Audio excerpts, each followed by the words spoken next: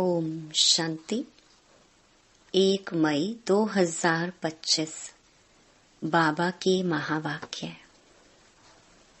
मीठे बच्चे, तुम बेहद के बाप से बेहद का वर्षा लेने आए हो।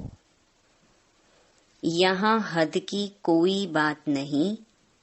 तुम बड़े उमंग से बाप को याद करो तो पुरानी दुनिया भूल जाएगी। प्रश्न: कौन सी एक बात तुम्हें बार बार अपने से घोट कर पक्की करनी चाहिए? उत्तर: हम आत्मा हैं। हम परमात्मा बाप से वर्षा ले रहे हैं। आत्माएं हैं बच्चे, परमात्मा है बाप। अभी बच्चे और बाप का मेला हुआ है। यह बात बार बार घोट घोट कर पक्की करो। जितना आत्म अभिमानी बनते जाएंगे, देह अभिमान मिट जाएगा। गीत जो पिया के साथ हैं। ओम शांति। बच्चे जानते हैं कि हम बाबा के साथ बैठे हुए हैं।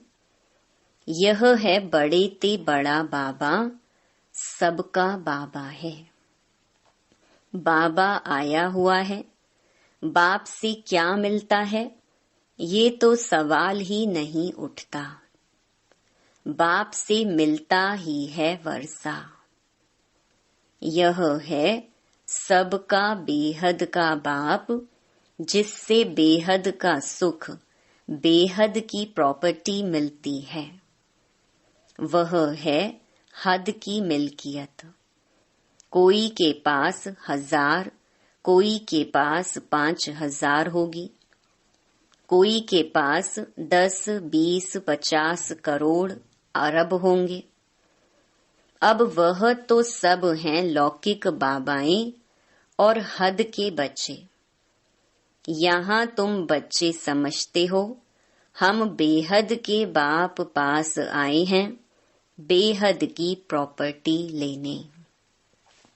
दिल में आश तो रहती है ना, सिवाय स्कूल के और सत्संग आदि में कोई आश नहीं रहती। कहेंगे शांति मिले, वह तो मिल नहीं सकती। यहाँ तुम बच्चे समझते हो हम आए हैं विश्व नई दुनिया का मालिक बनने। नहीं तो यहाँ क्यों आए? बच्चे कितनी वृद्धि को पाते रहते हैं। कहते हैं बाबा हम तो विश्व का मालिक बनने आए हैं, हद की कोई बात ही नहीं। बाबा आपसे हम बेहद स्वर्ग का वर्षा लेने आए हैं। कल्प कल्प हम बाप से वर्षा लेते हैं, फिर माया बिल्ली छीन लेती है। इसीलिए इसको हार जीत का खेल कहा जाता है। बाप बैठ बच्चों को समझाते हैं। बच्चे भी नंबरवार समझते हैं। यह कोई साधु संत नहीं है। जैसे तुमको कपड़े पड़े हैं, वैसे इनको पड़े हैं। यह तो बाबा है ना। कोई पूछेंगे किसके पास जाते हो, कहेंगे हम बाप दादा के पास जाते हैं।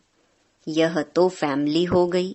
क्यों जाते, क्या लेने जाते, यह तो और कोई समझ ना सके, कह ना सके कि हम बाप दादा के पास जाते हैं। वर्षा उनसे मिलता है। दादे की प्रॉपर्टी के सब हकदार हैं।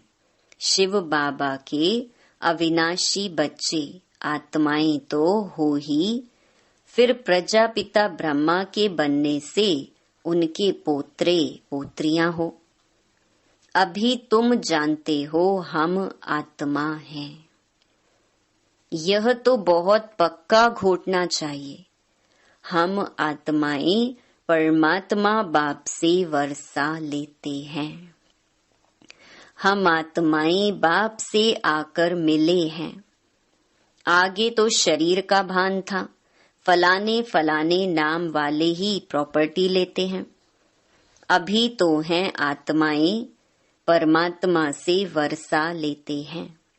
आत्माएं हैं बच्चे, परमात्मा है बाप। बच्चे और बाप का बहुत समय के बाद मेला लगता है, एक ही बारी। भक्ति मार्ग में फिर अनेक आर्टिफिशियल मेले लगते रहते हैं। यह है सबसे वंडरफुल मेला। आत्माएं परमात्मा अलग रहे बहुकाल। कौन? तुम आत्माएं। यह भी तुम समझते हो, हम आत्माएं अपने स्वीट साइलेंस होम में रहने वाली हैं। अभी यहाँ पार्ट बजाते बजाते थक गए हैं तो सन्यासी गुरु आदि के पास जाकर शांति मांगते हैं। समझते हैं वह घर बार छोड़ जंगल में जाते हैं, उनसे शांति मिलेगी, परंतु ऐसे है नहीं। अभी तो सभी शहर में आ गए हैं, जंगल में गुफाएं खाली पड़ी हैं, गुरु बनकर बैठे हैं। नहीं तो उन्हों को निवृत्ति मार्ग का ज्ञान दे पवित्रता सिखलानी है। आजकल तो देखो शादियां कराते रहते हैं। तुम बच्चे तो अपने योग बल से अपनी कर्मेंद्रियों को वश में करते हो। कर्मेंद्रियां योग बल से शीतल हो जाएंगी। कर्मेंद्रियों में चंचलता होती है ना। अब कर्मेंद्रियों पर जीत पानी है, जो कोई चंचलता ना चले। सिवाय योग बल से कर्मेंद्रियों का वश होना इम्पॉसिबल है। बाप कहते हैं कर्मेंद्रियों की चंचलता योग बल से ही टूटेगी। योग बल की ताकत तो है ना, इसमें बड़ी मेहनत लगती है। आगे चलकर कर्मेंद्रियों की चंचलता नहीं रहेगी। सतयुग में तो कोई गंदी बीमारी नहीं होती। यहाँ तुम कर्मेंद्रियों को वश कर जाते हो तो कोई भी गंदी बात वहाँ होती नहीं। नाम ही है स्वर्ग। उनको भूल जाने कारण लाखों वर्ष कह देते हैं। अभी तक भी मंदिर बनाते रहते हैं। अगर लाखों वर्ष हुए हो तो फिर बात ही याद ना हो। यह मंदिर आदि क्यों बनाते? तो वहाँ कर्मेंद्रियां शीतल रहती हैं, कोई चंचलता नहीं रहती। शिव बाबा को तो कर्मेंद्रियां है नहीं, बाकी आत्मा में ज्ञान तो सारा है ना। वही शांति का सागर, सुख का सागर है। वो लोग कहते कर्मेंद्रियां वश नहीं हो सकती। बाप कहते हैं योग बल से तुम कर्मेंद्रियों को वश करो। बाप की याद में रहो। कोई भी बेकायदे काम कर्मेंद्रियों से नहीं करना है। ऐसे लवली बाप को याद करते करते प्रेम में आंसू आने चाहिए। आत्मा परमात्मा में लीन तो नहीं होती। बाप एक ही बार मिलते हैं जब शरीर का लोन लेते हैं। तो ऐसे बाप के साथ कितना प्यार से चलना चाहिए। बाबा को उछल आई ना, ओहो बाबा विश्व का मालिक बनाते हैं, फिर यह धन माल क्या करेंगे? छोड़ो सब। जैसे पागल होते हैं ना, सब कहने लगे इनको बैठे बैठे क्या हुआ, धंधा आदि सब छोड़कर आ गए, खुशी का पारा चढ़ गया, साक्षात्कार होने लगे। राजाई मिलनी है, परंतु कैसे मिलेगी, क्या होगा, यह कुछ भी पता नहीं। बस मिलना है, उस खुशी में सब छोड़ दिया। फिर धीरे धीरे नॉलेज मिलती रहती है। तुम बच्चे यहाँ स्कूल में आए हो, एम ऑब्जेक्ट तो है ना। यह है राजयोग। बेहद के बाप से राजाई लेने आए हो। बच्चे जानते हैं, हम उनसे पढ़ते हैं जिसको याद करते थे कि बाबा आकर हमारे दुख हरो, सुख दो। बच्चियां कहती हैं हमको श्री कृष्ण जैसा बच्चा मिले। अरे वह तो वैकुंठ में मिलेगा ना। कृष्ण वैकुंठ का है, उनको तुम झुलाते हो तो उन जैसा बच्चा तो वैकुंठ में ही मिलेगा ना। अभी तुम वैकुंठ की बादशाही लेने आए हो, वहां जरूर प्रिंस प्रिंसेस ही मिलेंगे। पवित्र बच्चा मिले, यह आश भी पूरी होती है। यूं तो प्रिंस प्रिंसेस यहाँ भी बहुत हैं, परंतु नरकवासी हैं। तुम चाहते हो स्वर्गवासी को। पढ़ाई तो बहुत सहज है। बाप कहते हैं तुमने बहुत भक्ति की है, धक्के खाए हैं। तुम कितना खुशी से तीर्थों आदि पर जाते हो, अमरनाथ पर जाते हैं।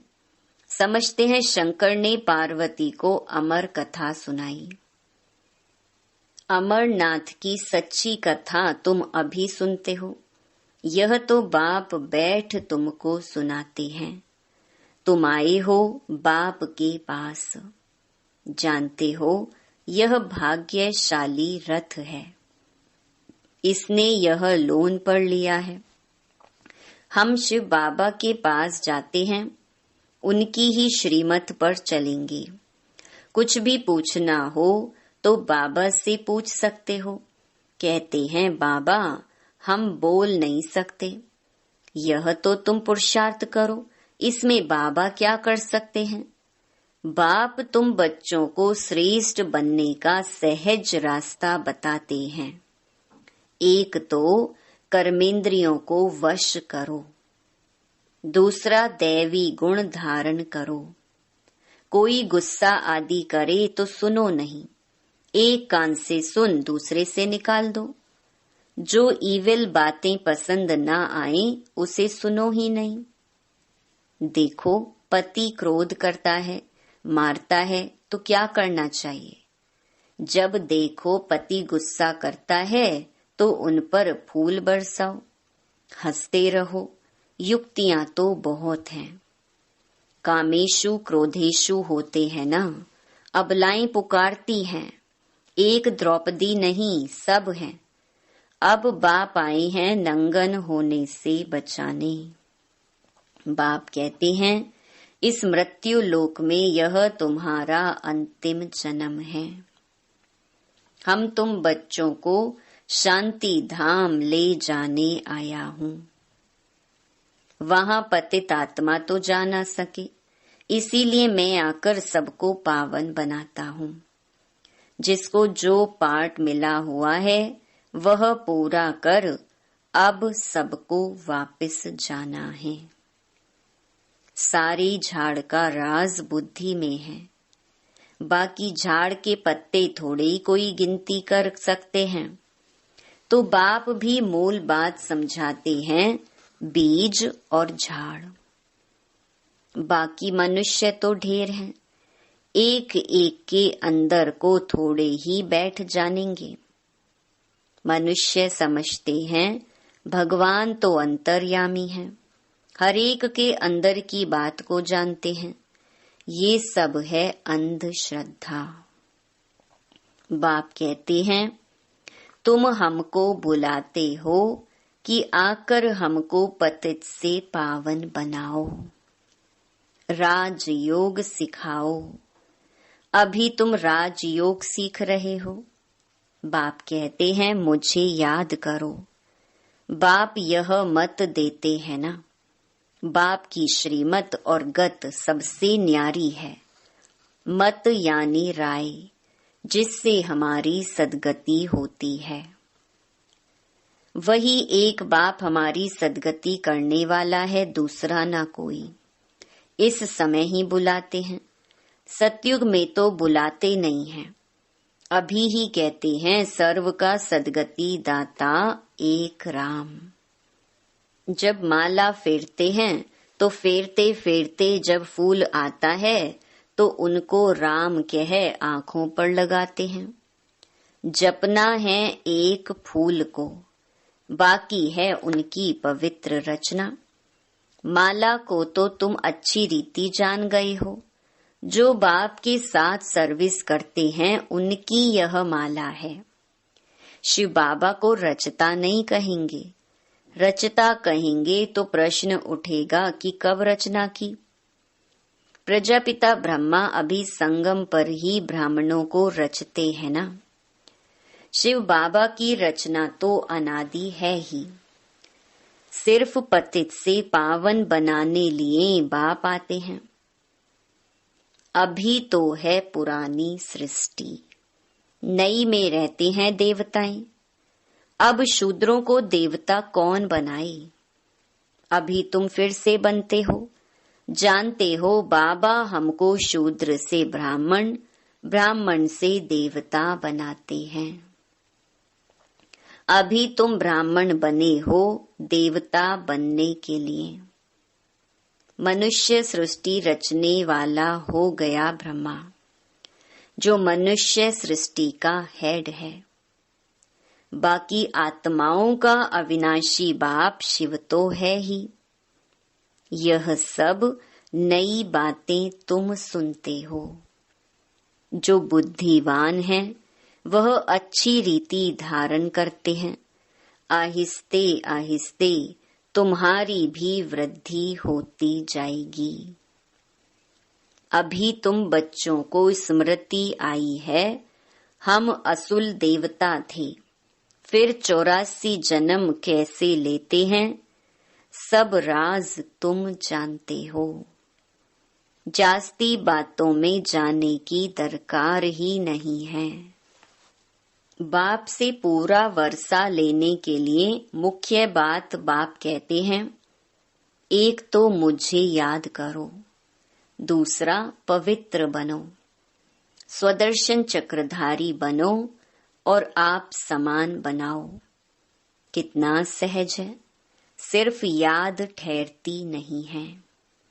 नॉलेज तो बड़ी सहज है। अभी पुरानी दुनिया खत्म होनी है, फिर सतयुग में नई दुनिया में देवी देवताएं राज्य करेंगे। इस दुनिया में पुराने ते पुराने यह देवताओं के चित्र हैं व इन्हों के महल आदि हैं। तुम कहेंगे पुराने ते पुराने, हम विश्व के महाराजा महारानी थे। शरीर तो खत्म हो जाते हैं, बाकी चित्र बनाते रहते हैं। अभी यह थोड़े ही किसको पता है, यह लक्ष्मी नारायण जो राज्य करते थे वह कहाँ गए, राजाई कैसे ली। बिरला इतने मंदिर बनाते हैं परंतु जानते नहीं, पैसे मिलते जाते हैं और बनाते रहते हैं। समझते हैं यह देवताओं की कृपा है। एक शिव की पूजा है अव्यभिचारी भक्ति। ज्ञान देने वाला तो ज्ञान सागर एक ही है, बाकी है भक्ति मार्ग। ज्ञान से आधा कल्प सद्गति होती है, फिर भक्ति की दरकार नहीं रहती। ज्ञान भक्ति वैराग्य। अब भक्ति से पुरानी दुनिया से वैराग्य। पुरानी अब खत्म होनी है, इसमें आसक्ति क्या रखें। अब तो नाटक पूरा होता है, हम जाते हैं घर, वह खुशी रहती है। कई समझते हैं मोक्ष पाना तो अच्छा है, फिर आएंगे नहीं। आत्मा बुदबुदा है जो सागर में मिल जाता है। ये सब गपोड़े हैं। एक्टर तो एक्ट करेगा जरूर, जो घर बैठ जाए वह कोई एक्टर थोड़े ही हुआ। मोक्ष होता नहीं, यह ड्रामा अनादि बना हुआ है। यहाँ तुमको कितनी नॉलेज मिलती है, मनुष्यों की बुद्धि में तो कुछ भी नहीं है। तुम्हारा पार्ट ही है बाप से ज्ञान लेने का, वर्षा पाने का। तुम ड्रामा में बंधाईमान हो, पुरुषार्थ जरूर करेंगे। ऐसे नहीं ड्रामा में होगा तो मिलेगा, फिर तो बैठ जाओ। लेकिन कर्म बिगर कोई रह नहीं सकता है, कर्म संन्यास हो ही नहीं सकता। अच्छा, मीठे मीठे सिकिलधे बच्चों प्रति मात पिता बाप दादा का याद प्यार और गुड मॉर्निंग। रूहानी बाप की रूहानी बच्चों को नमस्ते। धारणा के लिए मुख्य सार। पहला, योग बल की ताकत से अपनी कर्मेंद्रियों को शीतल बनाना है, वश में रखना है। ईविल बातें ना तो सुननी है ना सुनानी है। जो बात पसंद नहीं आती उसे एक कान से सुन दूसरे से निकाल देना है। दूसरा, बाप से पूरा वर्षा लेने के लिए स्वदर्शन चक्रधारी बनना है। पवित्र बन आप समान बनाने की सेवा करनी है।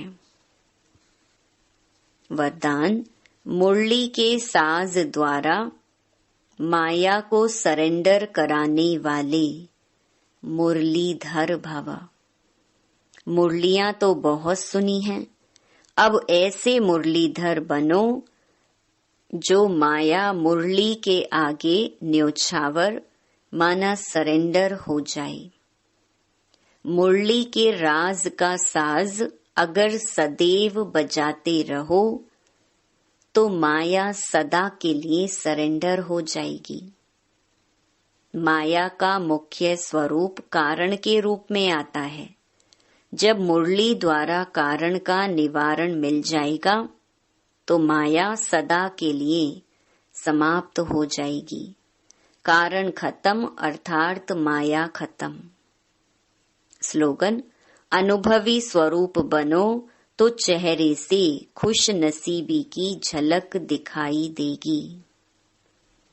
अव्यक्त इशारे, रूहानी रॉयल्टी और प्योरिटी की पर्सनालिटी धारण करो। संगम युगी ब्राह्मण जीवन की विशेषता पवित्रता है। प्रवृत्ति में रहते अपवित्रता से निवृत्त रहना, स्वप्न मात्र भी अपवित्रता के संकल्प से मुक्त रहना, यही विश्व को चैलेंज करने का साधन है। यही आप ब्राह्मणों की रूहानी रॉयल्टी और पर्सनालिटी है। ओम शांति।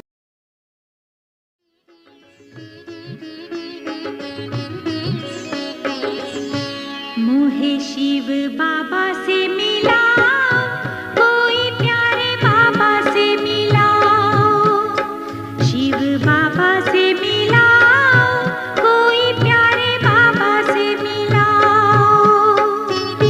सुना है शिव खुद ही आए, मन की प्यास बुझाओ। सुना है शिव खुद ही आए, मन की प्यास बुझाओ।